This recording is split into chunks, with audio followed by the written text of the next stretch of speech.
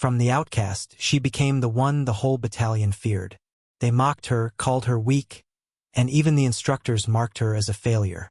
But when chaos struck and the unit's pride shattered, it was the outcast who rose from the shadows.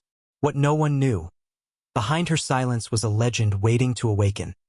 One they would learn to fear, respect, and never again underestimate. When exhaustion left the barracks in silence, she lay awake, staring at the ceiling, listening to the echoes of the words that cut deeper than any blade. You don't belong here. You'll never make it. But in that silence, something stirred. A quiet fire, buried deep beneath years of discipline and scars invisible to the others. A part of her that no insult could touch. One night, as rain hammered the tin roof of the barracks, she slipped outside. The air was cold, the ground slick with mud.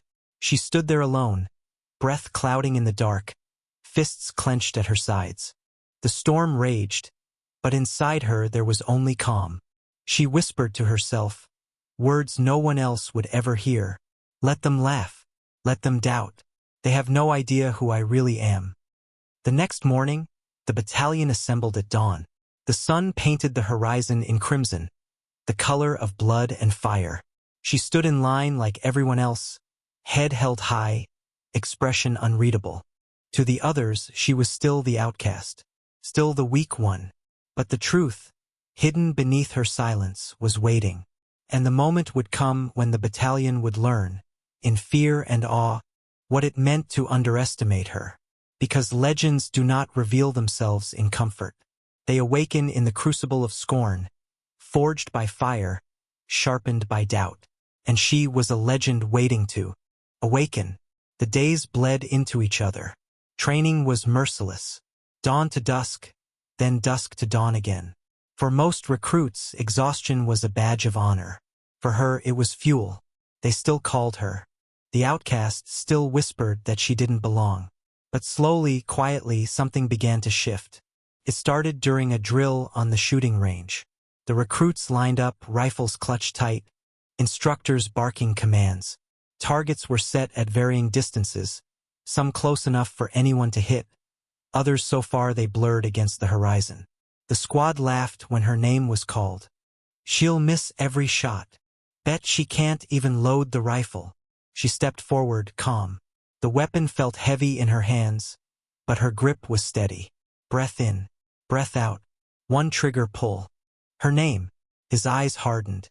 He closed the file, slid it into a locked drawer, and said nothing. The next morning, training resumed. The mud, the sweat, the endless shouts of commands. She stumbled like before, collapsed like before, wore the mask of weakness so well the others almost believed it again. But the colonel didn't.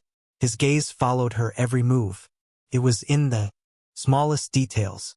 How her eyes scanned the environment, always measuring distances, exits, threats. How her hands adjusted her grip on a weapon, muscle memory too advanced for a recruit. How her breathing slowed before every decision, steadying her heart, sharpening her focus. He had seen it before, long ago, in another soldier. One who carried the same calm under fire, the same instinct for survival, the same silence that spoke louder than words. The others saw an outcast.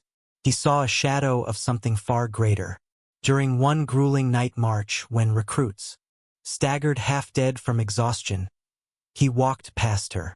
For the first time, their eyes met.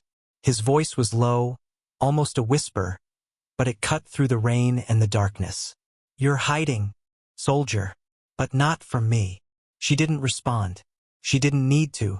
The flicker in her eyes told him enough. The battalion kept laughing. They still thought she was nothing. But the colonel knew. And deep down, she knew that he knew. The mask was cracking. And soon, the legend she had buried so carefully would no longer stay hidden. The exercise was supposed to be routine, a simulation, a controlled battlefield meant to test the recruits' endurance, teamwork, and decision-making under pressure. They had run dozens before, but this time was different. This time, chaos came early. The siren wailed across the camp, signaling the start of the drill. Smoke canisters burst, filling the field with choking gray haze. Gunfire echoed, blanks, but deafening. Explosions rumbled in the distance. Instructors barked into radios, moving pieces like gods behind a curtain. The recruits scrambled, nerves already fraying. Within minutes, order collapsed. A squad lost their bearings in the smoke. Another froze, pinned by simulated enemy fire. Shouts overlapped with screams. Commands contradicted each other, and the battalion, once proud, once united, fell apart like glass shattering on stone. Panic spread. Some fired blindly into the mist. Others crouched low, waiting for orders that never came. Radios crackled with static, no one sure which voice to follow. And in the center of recognition spread across their faces. It wasn't luck. It wasn't coincidence. The outcast was leading them, and they were winning. Minutes stretched into an eternity. The simulated enemy pressed. Harder, smoke thickening, noise deafening. But she adapted faster than the chaos itself. A hand signal here, a whispered order there. Each decision precise. Each move decisive. At last, no one dared laugh. No one dared doubt. The colonel stepped forward again. His voice carried across the field, heavy with something between pride and awe. You've trained beside her. You mocked her. You thought she was a failure. He paused, letting the words sink in. Then, with deliberate weight, he spoke her name. She is not a failure. She is Black Viper. The words cut through the battalion. Like thunder. A name whispered in special forces circles. A legend spoken of but rarely confirmed. Some thought it myth. Others thought it rumor. A ghost soldier who had completed missions impossible for entire squads. And now she was standing before them. Black Viper. The outcast was the legend. The recruits' faces shifted from disbelief to shock, then to something else entirely. Respect, fear, admiration. They had mocked her silence, her weakness, her refusal to fight back with words.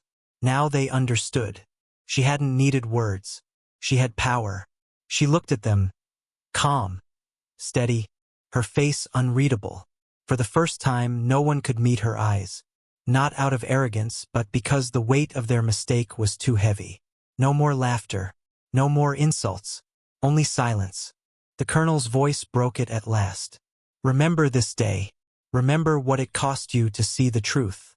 Because the next time you doubt someone based on appearances, remember the outcast who was a legend all along. And with that, he dismissed them. As they dispersed, whispers returned. But they were not mocking. They were reverent, quiet, fearful. Black Viper. Was it really her all this time? Unbelievable. She walked away without a word, as she always did. But now her silence meant something different. Not weakness, not defeat. It meant power. The legend of Black Viper had awakened, and the battalion would never, ever look at her the same way again. The courtyard was never the same after that day. Where once her name was followed by laughter, now it was spoken in hushed tones, carried like a secret between recruits who still struggled to accept what they had witnessed. She was no longer the weak one, no longer the burden, no longer the failure marked for elimination. She was Black Viper, and that single truth changed everything. Morning drills became eerily quiet. When she entered the training ground, voices dropped, smirks vanished. Other units began to hear the whispers. A recruit in Delta Squad spoke of how she could dismantle a weapon blindfolded. A sergeant in Bravo claimed she could outshoot the best sniper on record. Even the hardened veterans, men who had fought and bled in real wars, began to murmur. Is it true? Was Black Viper really hidden among them? Her legend grew, not through her words. Beginning, the missions ahead would be harsher, bloodier, more merciless than anything these recruits had ever faced. She knew this battalion's respect would not shield them, nor would their fear. They had always known she was different, but now the entire battalion knew it too. The colonel watched quietly, his arms folded behind his back. He had orchestrated this revelation, but even he was struck by the way the tide had turned. The recruits didn't just respect her now. They didn't just admire her. They feared her. The kind of fear that runs deep into the bones. The kind of fear that makes even the boldest hesitate before speaking. The kind of fear that turns ridicule into obedience. She had not asked for it. She had not sought their approval. Yet it had come, inevitable, unstoppable, like a storm no one could deny. Whispers spread beyond the walls of their camp. Other units began to murmur about the ghost in the ranks, the soldier who had once been mocked, only to reveal herself as a legend. Her name traveled from mouth to mouth. Black Viper. Some said she could take down a squad of men before they even realized she was there. Beyond this training ground, there were missions waiting. Missions that would test not only her, but the very men and women who now stood in silent awe of her.